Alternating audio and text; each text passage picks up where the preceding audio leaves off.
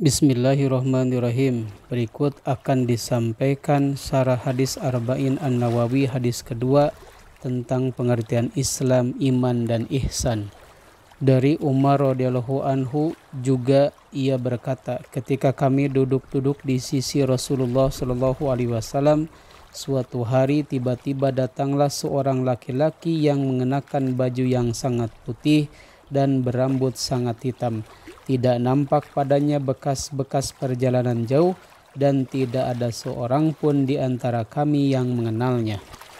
Hingga kemudian dia duduk di hadapan Nabi lalu menempelkan kedua lututnya kepada lutut beliau Rasulullah Shallallahu Alaihi Wasallam seraya berkata, "Wahai Muhammad, beritahukanlah kepadaku tentang Islam."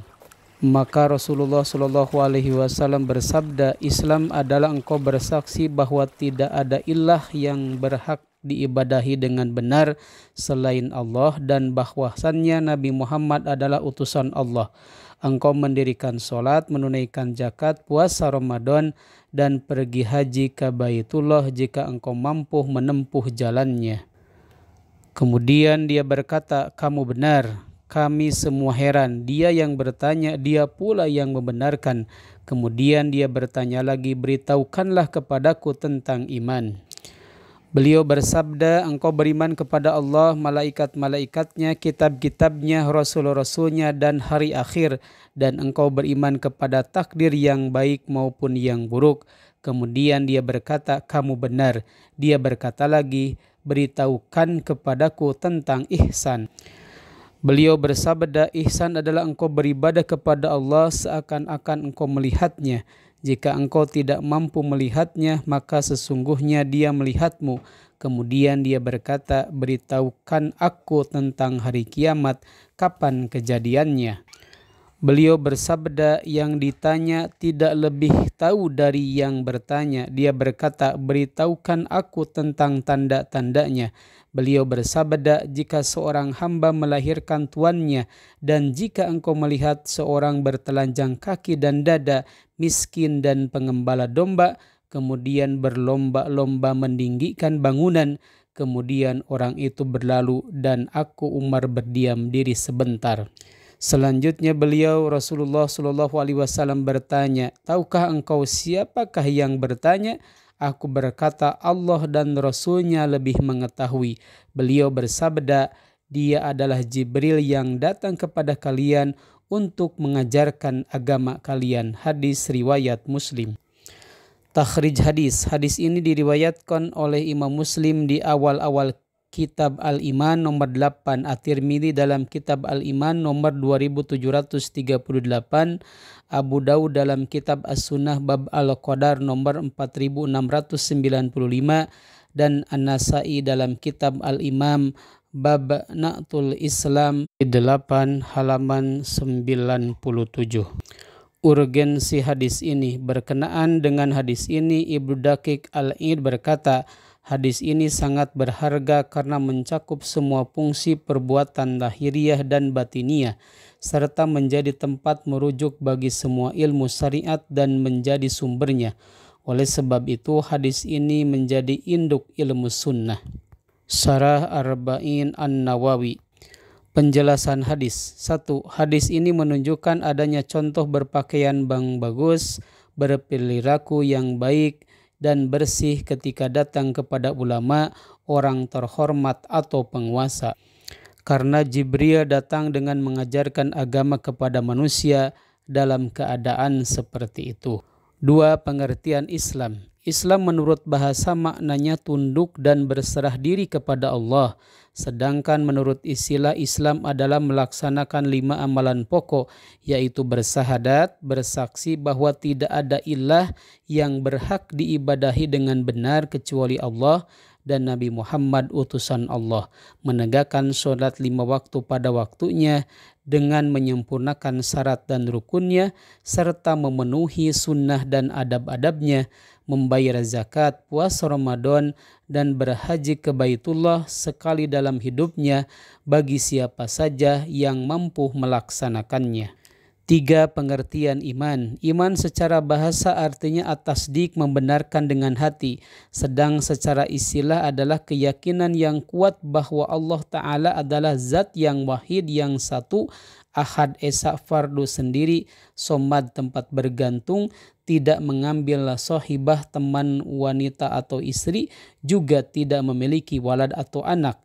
Dia adalah Rob segala sesuatu dan pemiliknya. Tidak ada sekutu di dalam kekuasaannya. Dialah Al-Khaliq yang menciptakan, Ar-Razik pemberi rizki, Al-Muti pemberi anugerah, Al-Ma'ani penahan pemberian, Al-Muhyi yang menghidupkan, Al-Mumit yang mematikan, sekaligus yang mengatur seluruh urusan makhluknya. Dialah zat yang berhak diibadahi satu-satunya tanpa ada yang lain, dengan segala macam ibadah berupa khudu, tunduk, khusyuk, khusyah, takut, inabah, taubat, qasdu, niat, tolab, memohon, doa, menyembelih, nadar, dan sebagainya. Termasuk beriman kepada Allah adalah beriman dengan segala apa yang Ia kabarkan dalam Al-Quran atau yang diceritakan oleh Rasulnya tentang nama-nama dan sifat-sifatnya, dan bahwasannya Dia tidak sama dengan makhluknya, dan baginya kesempurnaan mutlak dalam hal sifat dan nama-namanya tersebut, dengan menetapkan untuknya tanpa tamsil atau menyerupakannya, dan mensucikannya tanpa ta'til, menghilangkan maknanya. Meyakini dengan kuat bahwa Allah memiliki para malaikat yang diciptakan dari cahaya. Mereka tidak pernah membantah perintahnya dan selalu mengerjakan apa yang diperintahkan kepada mereka. Membenarkan dengan penuh keyakinan bahwa Allah Subhanahu wa Ta'ala mempunyai kitab-kitab yang diturunkan kepada Rasulnya untuk disampaikan kepada hamba-hambanya dengan kebenaran yang nyata serta petunjuk yang jelas, dan bahwasannya ia adalah kalam Allah. Dia firmankan dengan sebenarnya sebagaimana yang Ia hendaki dan menurut apa yang Ia inginkan. Membenarkan dengan seyakin-yakinnya bahwa Allah Subhanahu wa Ta'ala telah mengutus kepada setiap umat seorang Rasul yang menyeru mereka untuk beribadah hanya kepadanya semata tanpa menyekutukannya, dan untuk kafir kepada segala sembahan selainnya, serta keyakinan bahwa semua Rasul adalah benar, mulia, luhur, mendapat petunjuk dan menunjuki orang lain.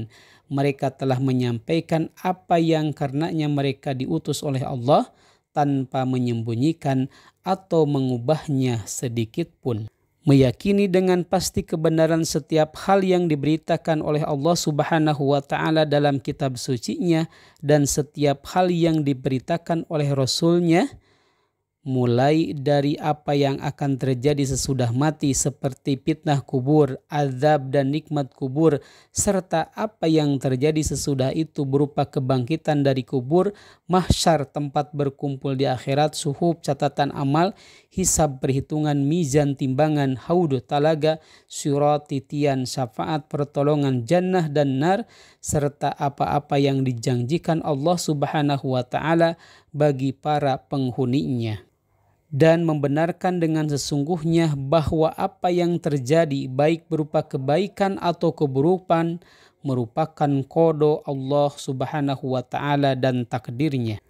Sesungguhnya keimanan seseorang dapat bertambah dan berkurang, surat Al-Fat ayat 4, untuk menambah keimanan mereka pada keimanan yang sudah ada sebelumnya. Imam Bukhari menyebutkan dalam kitab Sahihnya bahwa Ibnu Abu Mulaika berkata, aku temukan ada 30 orang sahabat Rasulullah yang khawatir ada sifat kemunafikan dalam dirinya. Tidak ada seorang pun dari mereka yang berani mengatakan bahwa ia memiliki keimanan seperti halnya keimanan Jibril dan Mikail alaihimussalam. 4. Islam dan iman. Sesungguhnya Islam dan iman apabila bertemu dalam suatu tempat, maka Islam ditafsirkan sebagai amalan-amalan lahir, sedangkan iman ditafsirkan sebagai amalan-amalan batin yang berupa keyakinan. Namun jika keduanya disebut secara tersendiri atau terpisah, maka masing-masing dari keduanya ditafsirkan dengan tafsir yang lain, yaitu bahwa Islam ditafsirkan dengan keyakinan dan amalan-amalan lahir, bagaimana halnya iman juga ditafsirkan demikian. Keduanya merupakan sesuatu yang wajib sehingga keridhaan Allah tidak akan bisa diraih dan seseorang tidak akan bisa selamat dari siksaannya kecuali dengan kepasrahan lahir yang disertai dengan keyakinan hati. Karenanya tidak boleh memisahkan antara keduanya. Maka dari itu seseorang tidak akan mendapatkan menyempurnakan keimanan dan keislaman yang telah diwajibkan atasnya kecuali dengan melaksanakan perintah-perintah dan menjauhi larangan-larangannya, sebagaimana kesempurnaan tidak mengharuskan sampainya pada puncak yang dituju karena ada perbedaan tingkatan sesuai dengan tingginya kuantitas dan kualitas amal serta keyakinan. 5. Pengertian ihsan. Ihsan adalah beribadah kepada Allah seakan-akan melihatnya. Jika tidak bisa, maka hendaknya meyakini bahwa Allah melihat kita. Jadi ihsan merujuk pada kehusuan dalam beribadah, memperhatikan hak Allah, dan menyadari adanya pengawasan Allah kepadanya, serta keagungan dan kebesaran Allah selama menjalankan ibadah. 6. Hari kiamat dan tanda-tandanya. Waktu kapan datangnya hari kiamat hanya Allah yang mengetahuinya. Tidak ada seorang pun dari makhluknya yang diberitahu, baik malaikat maupun para rasul. Maka Rasulullah ketika ditanya, beritahukan aku tentang hari kiamat, kapan kejadiannya? Beliau bersabda, yang ditanya tidak lebih tahu dari yang bertanya, namun beliau mengabarkan tanda-tandanya, yaitu budak perempuan melahirkan anak tuannya. Maksudnya kaum muslimin kelak akan menguasai negeri kafir sehingga banyak tawanan, maka budak-budak banyak melahirkan anak tuannya dan anak ini akan menempati posisi majikannya karena kedudukan bapaknya. Hal ini menjadikan sebagian tanda-tanda kiamat. Ada juga yang mengatakan bahwa itu menunjukkan keruksakan umat manusia sehingga orang-orang terhormat menjual budak yang menjadi ibu dari anak-anaknya sehingga berpindah-pindah tangan yang mungkin sekali akan jatuh ke tangan anak kandungnya tanpa disadarinya. Jika orang miskin dan pengembala domba berlomba-lomba meninggikan bangunan, yaitu apabila urusan telah terbalik-balik hingga orang yang rendah dan hina menjadi pemimpin umat, urusan diserahkan kepada orang-orang yang bukan ahlinya, banyaknya harta dan perhiasan, menyebarnya kesombongan dan pemborosan, dan manusia berlomba-lomba dalam meninggikan bangunan. Hadis ini juga menyatakan adanya larangan berlomba-lomba membangun bangunan yang sama sekali tidak dibutuhkan, sebagaimana sabda Rasulullah SAW, anak Adam diberi pahala untuk setiap belanja yang dikeluarkannya, kecuali belanja untuk mendirikan bangunan. 7. Tanya jawab merupakan salah satu metode pembelajaran.